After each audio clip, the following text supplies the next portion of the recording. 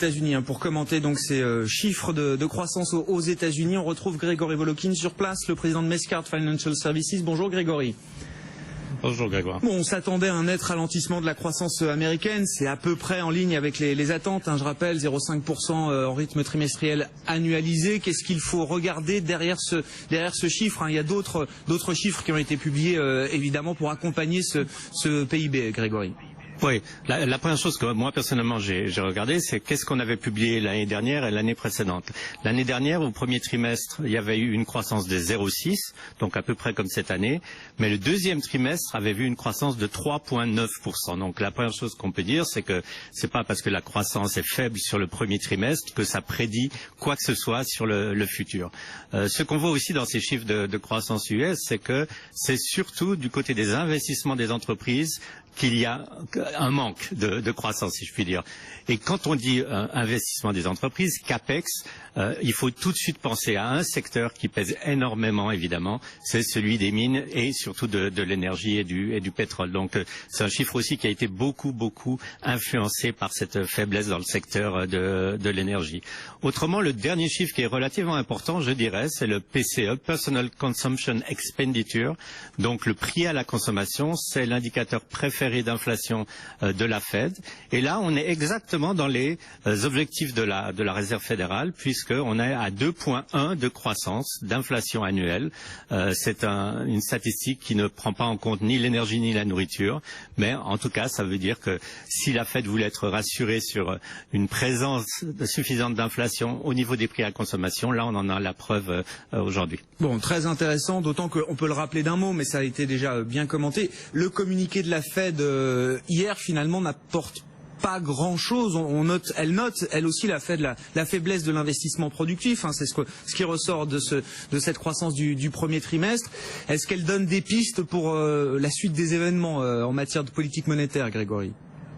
Je dirais qu'en ne disant pas grand-chose, elle a donné plus de pistes que ce qu'on aurait pu espérer. D'abord, elle a abandonné le mot global.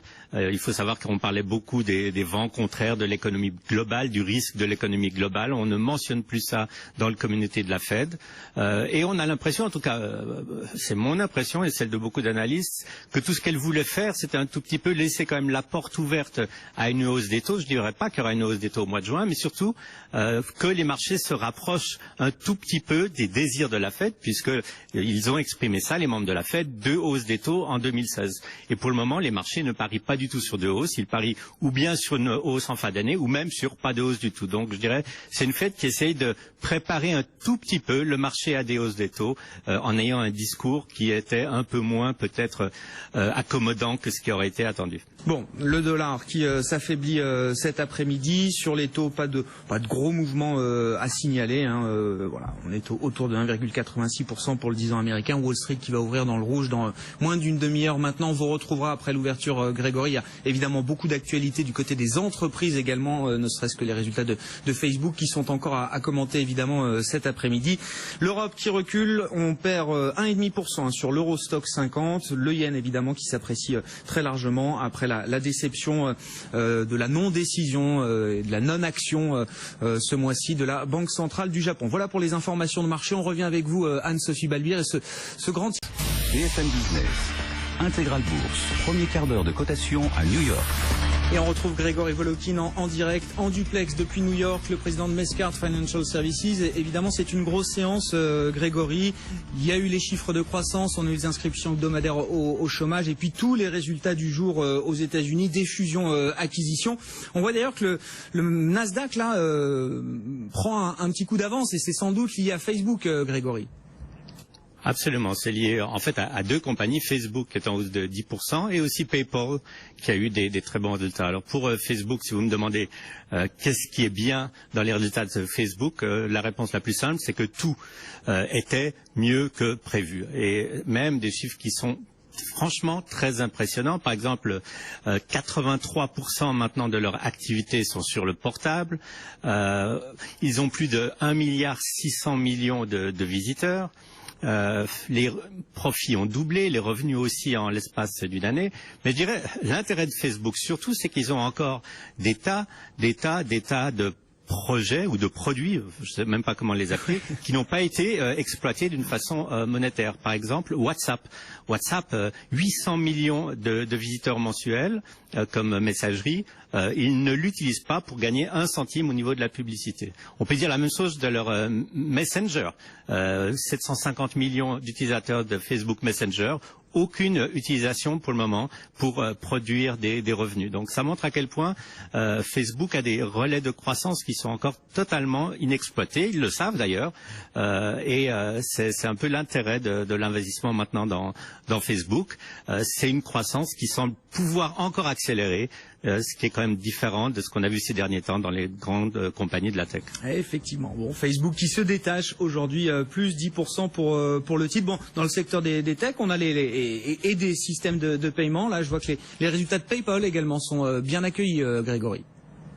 Oui, PayPal, c'est important puisqu'ils se sont séparés de eBay. Maintenant, ils sont indépendants. Et il y a aussi des secteurs d'activité nouveaux dans PayPal. Et par exemple, quelque chose qui s'appelle Venmo, qui a l'air de prendre très très fort. Et c'est quoi Venmo? C'est tout simplement une façon de faire des paiements entre amis, sans passer par une carte de crédit, sans passer par une banque. Vous avez votre copain Pierre qui veut vous vendre, je sais pas, sa mobilette. Vous allez sur Venmo, vous lui donnez $100 et il reçoit ça sur son compte Venmo. Donc c'est une nouvelle façon de faire des paiements peer-to-peer qui est peut-être une des voies de l'avenir. Bon, alors il y a aussi des fusions-acquisitions, le secteur de la pharmacie qui est concerné, et puis on a eu tout à l'heure l'officialisation là du deal sur DreamWorks. Donc c'est Comcast là finalement qui va racheter le studio d'animation, Grégory, qui est en difficulté, je sais pas, en tout cas qui a besoin de se réinventer un petit peu, semble-t-il. Ouais. C'est intéressant parce qu'en fait, DreamWorks, d'abord, c'est quand même une histoire d'un succès absolument extraordinaire. C'est Katzenberg, c'est Spielberg, c'est des films comme Shrek, comme Madagascar. Ils ont un problème. Leur problème, c'est que leur coût de production par film est le plus élevé du secteur, en moyenne $120 millions. Donc ça veut dire quoi? Ça veut dire que si tout d'un coup, pendant 6 mois ou une année, ils n'ont pas un succès commercial, ils ont vraiment de la peine financièrement. Et donc ça a tout à fait du sens de s'appuyer sur une compagnie comme Comcast. Alors, Comcast, qu'est-ce qu'ils ont? Ils ont évidemment le câble, ils ont NBC, la chaîne de télévision, et Universal en fait, qui est donc la chaîne de production de films et qui a produit aussi des films comme Minions, par exemple, ou Despicable. Donc ça a vraiment du sens. Katzenberg va rester à la tête de DreamWorks, et ça montre encore une fois que les médias sont de plus en plus à la recherche de ce qu'on appelle ici le contenu. Vous voyez des compagnies comme Netflix, comme Amazon produire des films, produire du contenu, et les autres compagnies dans les médias qui n'ont pas ça, acheter du contenu directement. Bon, deal pour un petit peu moins de 4 milliards de dollars. Et puis un autre deal dans la pharma dont on peut peut-être dire un mot, puisque ça concerne le français Sanofi. Alors, je dis deal, mais c'est loin d'être fait, parce que Sanofi, depuis 1 mois, semble-t-il, tente d'approcher cette entreprise américaine dans les équipements médicaux qui s'appelle Medivation. Dans l'oncologie, pardonnez-moi, qui s'appelle Medivation, et semble-t-il que personne ne leur répond là. C'est-à-dire que le board de Medivation a donc reçu une lettre de Sanofi qui offrait à Medivation 52,5 dollars par action, à peu près 9 milliards de dollars. Et le board, il a pas l'air d'être du tout intéressé. Il va donner aujourd'hui une réponse. Mais alors il faut faire toujours très attention. Quand vous êtes approché avec une offre qui était quand même très supérieure au cours en bourse avant qu'il y ait des fuites, si vous faites un peu, vous jouez un peu être dur à attraper, ça veut dire que vous voulez aussi un prix plus élevé. Donc les actionnaires ce matin, et les investisseurs, ils achètent Medivation et ils payent bien plus que le cours offert par Sanofi. En ce moment, je crois, ils payent 3 ou 4 dollars au-dessus de cette offre de Sanofi. Et aujourd'hui, on aura donc le board qui va donner sa réponse. Pour Sanofi, ça serait quelque chose de très intéressant. Pourquoi? C'est que Sanofi tire que 4,5% de ses revenus de l'oncologie, donc des traitements pour le cancer, et Medivation est par exemple un des plus grands leaders au niveau de cancer tel que celui de la prostate. Bon, ils ont du retard à rattraper effectivement face à des Merck ou des Bristol Myers Squibb qui sont déjà très en avance sur les nouvelles thérapies, les biothérapies et le cancer notamment. Bon, Medivation qui gagne quand même 8% à New York cet après-midi. On peut redire un mot aussi de la macro, puisque c'est une journée importante. Grégory, rappelons que cette croissance trimestrielle aux États-Unis cale effectivement au premier trimestre, mais ça n'est pas une surprise. Et ce que vous nous disiez tout à l'heure, c'est que surtout ça ne présume en rien de ce qui peut se passer désormais sur le deuxième, troisième et quatrième trimestre de cette année. Absolument, c'est vraiment un chiffre qui, d'abord, depuis 3 ans, le premier trimestre aux États-Unis est toujours faible. On va commencer à dire que c'est peut-être l'effet de l'hiver, mais c'est sûrement autre chose beaucoup plus profond. Mais ce qu'on voit, c'est que par exemple l'année dernière, la croissance était de 0,6%.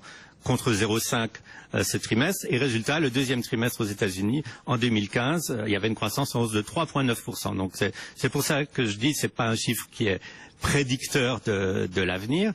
Et c'est aussi un chiffre où il y a eu encore des vents contraires très importants pour l'économie américaine. C'était la force du dollar. Or, le dollar a quand même déjà perdu pratiquement 5% depuis le début de l'année. Et c'était la faiblesse des cours de l'énergie. Or, les cours du pétrole ont très fortement rebondi depuis le début du mois de janvier. Donc, ces deux facteurs expliquent cette grande faiblesse à 0,6% de la croissance, mais laissent aussi envisager, disons que sur le deuxième trimestre, en tout cas d'après pour le moment ce qu'attendent les analystes, on a une croissance sûrement supérieure à 2%. Ouais, et, il y a la croissance de l'activité et puis l'inflation qu'il faut regarder également. Là, on a eu un chiffre trimestriel d'inflation, ce qu'on appelle le core PCE, qui est la mesure privilégiée par la Fed. Bon, on peut pas dire qu'il n'y a pas d'inflation aux États-Unis. Non, non seulement on ne peut pas dire, mais c'est même assez étonnant en fait, parce que c'est un chiffre qui est arrivé à 2,1%. Il faut savoir que pour la Fed, son objectif d'inflation est de 2% pour le corps PCE. Donc on peut déjà même dire que ce corps PCE est au-dessus de l'objectif d'inflation de la Fed.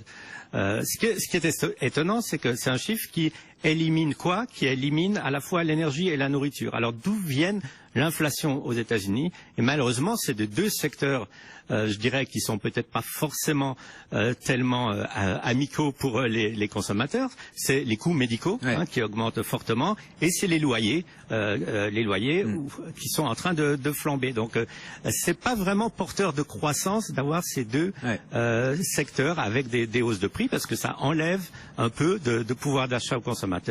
Et on a vu d'ailleurs une augmentation même du taux d'épargne du consommateur, bien au-dessus maintenant de 5%, ce qui est un plus haut depuis des années aux États-Unis. Bon, en tout cas, ce chiffre d'inflation, il fait pas du tout paniquer le marché. Le dollar s'affaiblit cet après-midi et les taux ne bougent quasiment pas aux États-Unis. Merci Grégory, bonne fin de séance à vous. Bientôt 16h, on marque une courte pause et on se retrouve pour le journal de l'économie. Le marché avait bien anticipé une nette décélération de l'économie américaine en ce début d'année. Et le PIB n'a progressé que de 0,5% de janvier à mars contre 0,9% attendu, notamment parce que la consommation a ralenti. L'investissement des entreprises a été quant à lui fortement réduit. C'est la première estimation du département du commerce américain. L'analyse de Grégory Volokin, président de Mescart Financial Services. L'année dernière, au premier trimestre, il y avait eu une croissance de 0,6, donc à peu près comme cette année, mais le deuxième trimestre avait vu une croissance de 3,9%. Donc la première chose qu'on peut dire, c'est que c'est pas parce que la croissance est faible sur le premier trimestre que ça prédit quoi que ce soit sur le futur. Ce qu'on voit aussi dans ces chiffres de croissance US, c'est que c'est surtout du côté des investissements des entreprises qu'il y a un manque de croissance, si je puis dire. Et quand on dit investissement des entreprises, CAPEX, il faut tout de suite penser à un secteur qui pèse énormément, évidemment, c'est celui des mines et surtout de l'énergie et du pétrole. Donc c'est un chiffre aussi qui a été beaucoup influencé par cette faiblesse dans le secteur de l'énergie. Autrement, le dernier chiffre qui est relativement important, je dirais, c'est le PCE, Personal Consumption Expenditure. Donc le prix à la consommation, c'est l'indicateur préféré référé d'inflation de la Fed. Et là, on est exactement dans les objectifs de la Réserve fédérale, puisqu'on est à 2,1 de croissance d'inflation annuelle. C'est une statistique qui ne prend pas en compte ni l'énergie ni la nourriture, mais en tout cas, ça veut dire que si la Fed voulait être rassurée sur une présence suffisante d'inflation au niveau des prix à la consommation, là, on en a la preuve aujourd'hui. Grégory Volokhin, président de Mescart Financial Services. François Hollande se félicite de la